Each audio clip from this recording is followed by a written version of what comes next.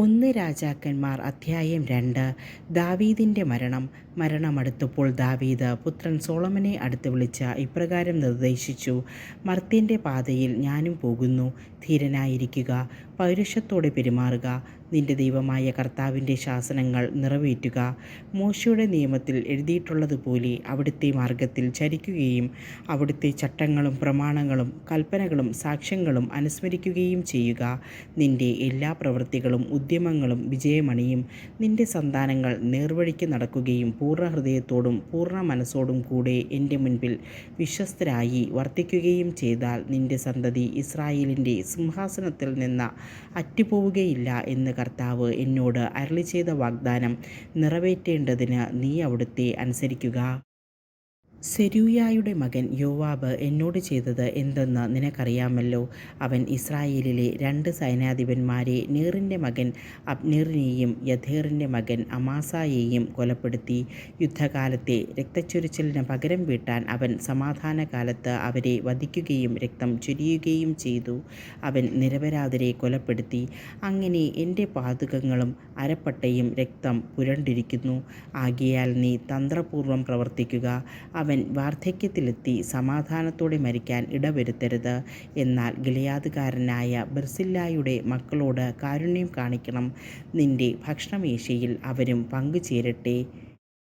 നിന്റെ സഹോദരനായ അബ്സലോമിൽ നിന്ന് ഞാൻ പലായനം ചെയ്തപ്പോൾ അവർ എന്നെ കാരുണ്യത്തോടെ സ്വീകരിച്ചു.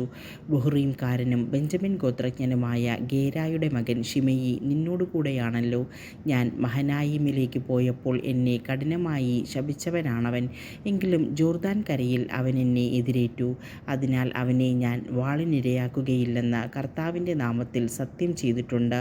എന്നാലും അവൻ നിരപരാധനാണെന്ന് കരുതരുത്. അവനോട് എന്ത് ചെയ്യണമെന്ന് നിനക്കറിയാം. നീ ബുദ്ധിമാനാണല്ലോ. അവൻ്റെ നരച്ച തല രക്തരൂഷിതമായി പാതാളത്തിലെത്തട്ടെ. ദാവീദ് മരിച്ചു, അവനെ സ്വനഗരത്തിൽ അടക്കം ചെയ്തു. അവൻ ഇസ്രായേലിൽ 40 വർഷം ഭരിച്ചു. 7 വർഷം ഹെബ്രോണിലും 33 വർഷം ജെറുസലേമിലും. പിതാവായ ദാവീദിൻ്റെ സിംഹാസനത്തിൽ സോളമൻ ആരൂഢനായി. അവൻ്റെ രാജ്യം സുപ്രതിഷ്ഠിതമായി. സോളമൻ എതിരാളികളെ നിർമ്മാർജ്ജനം ചെയ്യുന്നു. അങ്ങനെയിരിക്കെ ഹഗ്ഗീത്തിൻ്റെ മകൻ അദോനിയ സോളമൻ്റെ അമ്മ ബത്ശബായെ ചെന്ന് കണ്ടു. നിന്റെ വരവ് സൗഹാർദ്ദപരമാണോ എന്ന് അവൾ അവനോട് ചോദിച്ചു. അവൻ പറഞ്ഞു, സൗഹാർദ്ദപരം തന്നെ. എന്നാൽ എനിക്ക് ചിലത് പറയാനുണ്ട്. പറയാനുള്ളത് പറയുക. അവൾ പറഞ്ഞു. അവൻ പറഞ്ഞു, രാജ്യം എനിക്ക് കിട്ടേണ്ടതായിരുന്നുവെന്ന് നിങ്ങൾക്കറിയാമല്ലോ. ഞാൻ രാജാവാകുമെന്ന് ഇസ്രായേൽ ജനം പ്രതീക്ഷിച്ചിരുന്നു. എന്നാൽ മറിച്ച് സംഭവിച്ചു. എൻ്റെ സഹോദരൻ രാജാവായി. ഇത് കർത്താവിൻ്റെ ഹിതമാണ്. ഇപ്പോൾ ഞാൻ ഒരു കാര്യം അഭ്യർത്ഥിക്കുകയാണ്, അത് തള്ളിക്കളയരുത്. എന്താണെന്ന് പറയുക. അവൾ പറഞ്ഞു. അവൻ അഭ്യർത്ഥിച്ചു, ശൂനാംകാരി അബിശാഗിനെ എനിക്ക് ഭാര്യയായി തരണമെന്ന് സോളമൻ രാജാവിനോട് പറയണം. അവൻ നിങ്ങളുടെ അപേക്ഷ തള്ളിക്കളയുകയില്ല. ശരി, ഞാൻ നിനക്ക് വേണ്ടി രാജാവിനോട് സംസാരിക്കാം. അവൾ പറഞ്ഞു. ബത്ശബ അദോനിയായ്ക്ക് വേണ്ടി സംസാരിക്കാൻ സോളമൻ രാജാവിനെ സമീപിച്ചു. രാജാവ് എഴുന്നേറ്റ് അവളെ അഭിവാദനം ചെയ്തിട്ട് സിംഹാസനത്തിലിരുന്നു. മാതാവിന് ഇരിപ്പിടം സജ്ജീകരിച്ചു. അവൾ രാജാവിൻ്റെ വലത്തുഭാഗത്ത് ഇരുന്നു. ഞാൻ നിന്നോട് ഒരു ചെറിയ കാര്യം ആവശ്യപ്പെടുന്നു, തള്ളിക്കളയരുത്. അവൾ പറഞ്ഞു. എന്താണമ്മേ അത്? പറയുക, ഞാൻ തള്ളിക്കളയുകയില്ല. അവൻ മറുപടി പറഞ്ഞു.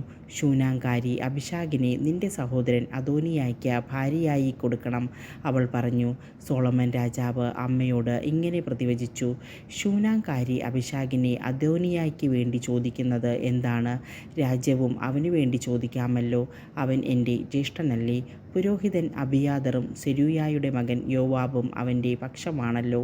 അനന്തരം സോളമൻ കർത്താവിൻ്റെ നാമത്തിൽ ശപഥം ചെയ്തു, അദോനിയായുടെ ഈ അഭ്യർത്ഥന അവൻ്റെ ജീവൻ ഒടുക്കിയില്ലെങ്കിൽ ദൈവം എന്നോട് അതും അതിലധികവും ചെയ്യട്ടെ. എൻ്റെ പിതാവായ ദാവീദിൻ്റെ സിംഹാസനത്തിൽ കർത്താവ് എന്നെ ഉപവിഷ്ടനാക്കി. അവിടുത്തെ വാഗ്ദാനം നിറവേറ്റിക്കൊണ്ട് എനിക്ക് ഒരു ഭവനം തീർത്തിരിക്കുന്നു. കർത്താവാണേ, അദോനിയ ഇന്നു തന്നെ മരിക്കണം. സോളമൻ രാജാവിൻ്റെ കൽപ്പനയനുസരിച്ച് യഹോയാദായുടെ മകൻ ബനായ അദോനിയായെ വധിച്ചു. പുരോഹിതൻ അബിയാതറിനോട് രാജാവ് പറഞ്ഞു, നിന്റെ ജന്മദേശമായ അനാത്തോത്തിലേക്ക് പോവുക. നീയും മരണശിക്ഷയ്ക്കർഹനാണ്. എങ്കിലും ഇപ്പോൾ ശിക്ഷിക്കുന്നില്ല. ദൈവമായ കർത്താവിൻ്റെ വാഗ്ദാന പേടകം എൻ്റെ പിതാവായ ദാവീദിൻ്റെ മുൻപിൽ നീ വഹിച്ചു. കൂടാതെ എൻ്റെ പിതാവിൻ്റെ എല്ലാ ദുരിതങ്ങളിലും നീയും പങ്കുചേർന്നു.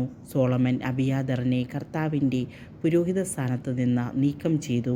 ഇങ്ങനെ കർത്താവ് ശീലോയിൽ വെച്ച് ഏലിയുടെ ഭവനത്തെപ്പറ്റി അരുളി ചെയ്തത് നിറവേറി. ഈ വാർത്തയറിഞ്ഞയുടനെ യോവാബ് ഓടിച്ചെന്ന് കർത്താവിൻ്റെ കൂടാരത്തിൽ ബലിപീഠത്തിൻ്റെ വളർക്കോണുകളിൽ പിടിച്ചു. അവൻ അബ്സലോമിൻ്റെ പക്ഷം ചേർന്നിരുന്നില്ലെങ്കിലും അദോനിയായുടെ പക്ഷം ചേർന്നവനാണ്.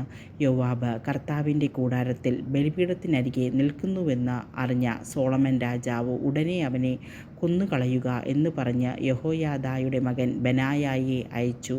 ബെനായ കർത്താവിൻ്റെ കൂടാരത്തിൽ ചെന്ന് അവനോട് പുറത്തു വരാൻ രാജാവ് കൽപ്പിക്കുന്നതായി പറഞ്ഞു. വരികയില്ല, ഞാൻ ഇവിടെ തന്നെ മരിക്കും എന്നായിരുന്നു അവൻ്റെ മറുപടി. യോവാബ് പറഞ്ഞത് ബെനായ രാജാവിനെ അറിയിച്ചു. അവൻ പറഞ്ഞതുപോലെ ചെയ്യുക, അവനെ കൊന്ന് കുഴിച്ചിടുക എന്ന് രാജാവ് ബെനായായോട് കൽപ്പിച്ചു. അങ്ങനെ യോവാബ് അകാരണമായി ചിന്തിയ നിഷ്കളങ്ക രക്തത്തിൻ്റെ ഉത്തരവാദിത്വം എന്നിൽ നിന്നും എൻ്റെ പിതൃഭവനത്തിൽ നിന്നും നീക്കിക്കളയുക. അവൻ്റെ രക്തപങ്കിലമായ പ്രവൃത്തികളുടെ പ്രതിഫലം അവൻ്റെ മേൽ തന്നെ കർത്താവ് വരുത്തട്ടെ. ഇസ്രായേൽ സൈന്യാധിപനും നേറിൻ്റെ മകനുമായ അബ്നേറിനെയും യൂദാ സൈന്യാധിപനും യഥേറിൻ്റെ മകനുമായ അമാസായെയും എൻ്റെ പിതാവായ ദാവീദിൻ്റെ അറിവ് കൂടാതെ അവൻ വാളിനിരയാക്കി. അവർ ഇരുവർക്കും അവനേക്കാൾ നീതിയും സദ്ഗുണവുമുണ്ടായിരുന്നല്ലോ. അവരെ കൊന്നതിൻ്റെ ശിക്ഷ യോവാബിൻ്റെയും അവൻ്റെ സന്തതികളുടെയും മേൽ എന്നേക്കുമുണ്ടാകും. ദാവീദിനും അവൻ്റെ സന്തതികൾക്കും കുടുംബത്തിനും സിംഹാസനത്തിനും കർത്താവിൻ്റെ സമാധാനം എന്നേക്കും ലഭിക്കും.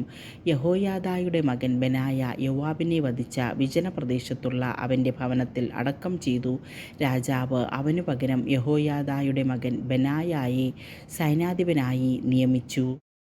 അബിയാഥാറിന് പകരം പുരോഹിതൻ സാദോക്കിനെയും നിയമിച്ചു. പിന്നെ രാജാവ് ആളയച്ച് ശിമെയയെ വരുത്തി അവനോട് പറഞ്ഞു, ജെറുസലേമിൽ ഒരു വീട് പണിത് പാർത്തുകൊള്ളുക, അവിടം വിട്ടു പോകരുത്.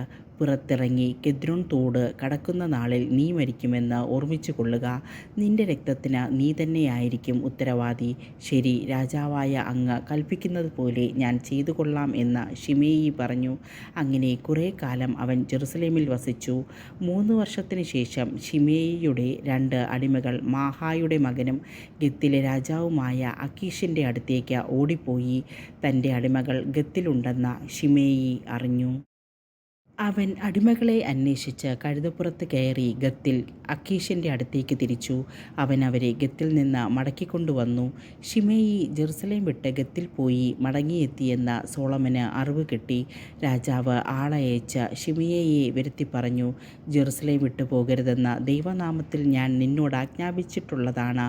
പോയാൽ നീ മരിക്കുമെന്ന് ഞാൻ മുന്നറിയിപ്പ് നൽകിയിട്ടുമുണ്ട്. നീ അത് സമ്മതിച്ച് എന്നെ അനുസരിക്കാമെന്ന് വാഗ്ദാനം ചെയ്തിട്ടില്ലേ? എന്തുകൊണ്ടാണ് കർത്താവിൻ്റെ നാമത്തിലുള്ള പ്രതിജ്ഞ നീ ലംഘിച്ചത്? എന്തുകൊണ്ട് എൻ്റെ കൽപ്പന നീ നിരസിച്ചു?